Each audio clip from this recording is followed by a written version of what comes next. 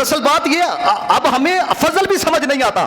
فضل ہم سمجھتے یہ اس کے پاس کوٹھی ہے، یہ رب کا فضل ہے. اس کے پاس فارچونر ہے، رب کا فضل ہے. حضرت والا اس کے ماتحت 100 بندہ کام کرتا ہے، رب کا فضل ہے. او بھائی میرے، رب کا فضل اگر دولت ہے تو قارون کے پاس نہیں تھی. رب کا فضل اگر یہ عہدہ ہے، فرعون کے پاس نہیں تھا، نمرود کے پاس نہیں تھا. رب کا فضل یہ ہے، نماز پنجگانہ کس کو نصیب ہوتی ہے؟ رب کا فضل یہ ہے، ذکر یار کرنا کس کو نصیب ہوتا ہے؟ قرآن پڑھنا کس کو نصیب ہوتا ہے؟ ہمیں ابھی تک فضل سمجھ کے اندر نہیں آیا. جب فضل سمجھ کے اندر ہی نہیں آیا تو پھر فضل کوٹھی کو سمجھنا ہے، فضل فارچونر کو سمجھنا ہے. وہ فضل یہ ہے کہ اس نے تیری زبان پر اپنا ذکر جاری کیا ہوا ہے کہ نہیں کیا ہوا. یہ فضل ہے. اور یہ بھی میں آپ کو بات بتاتا چلوں، پھنستا وہی ہے جو غافل رہے. پھنستا وہ ہے. کبھی آپ ان لوگوں کے قریب جا کے دیکھو جو غافلین میں سے ہیں، تو وہ آپ کو اپنی ایسی ایسی داستان سنائیں گے کہ آپ اپنے کانوں کو ہاتھ لگائیں گے.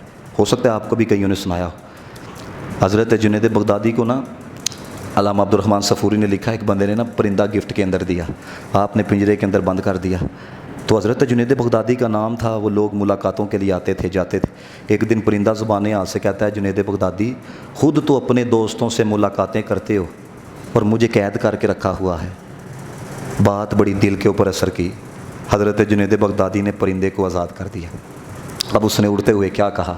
اس نے کہا، جنید بغدادی جب تک بندہ یار کو یاد کرتا رہتا ہے نا، اس وقت تک آزاد رہتا ہے.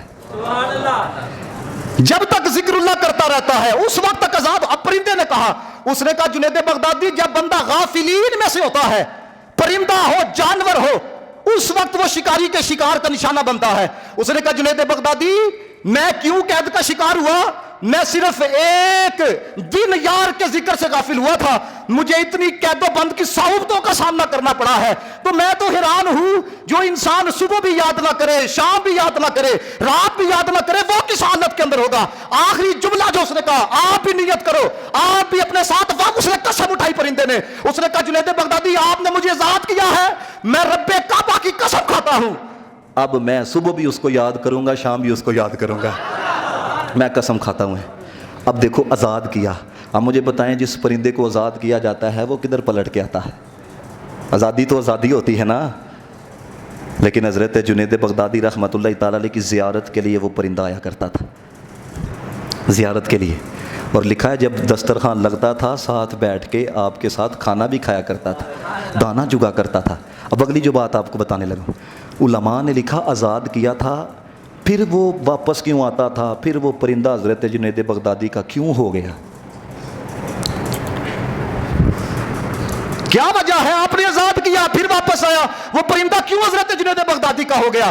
کہتی ہے وجہ یہ ہے، جنید بغدادی رب کے ہو گئے تھے، اس لیے پرندہ جنید بغدادی کا ہو گیا. تو نتیجہ کیا نکلا؟